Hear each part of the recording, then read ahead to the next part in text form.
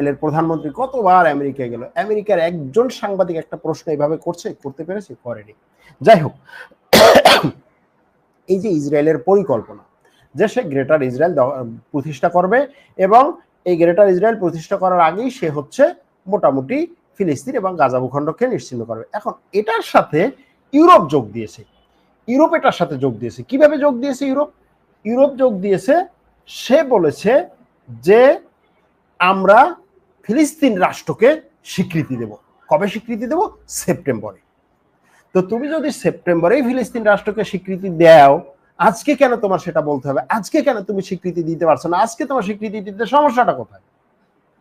এখন ইসরায়েলের মন্ত্রীরা বলছে যে ঠিক আছে, তোমরা সেপ্টেম্বরে তো স্বীকৃতি দেবা, সেপ্টেম্বরের আগেই আমি সব ধূলিসাৎ করে দেবো, মানচিত্রে থাকবে না, তুমি স্বীকৃতি দেবো কারে?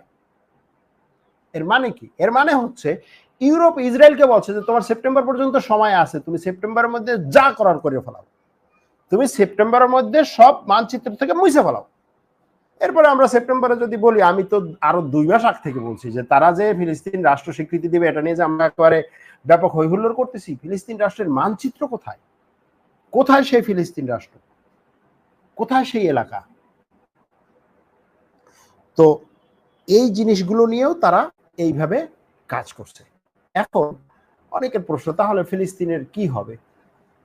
ফিলিস্তিনের কি হবে? আমরা সবাই একত্রে দেখবো ফিলিস্তিনের কি হবে। এতটা সহজ না।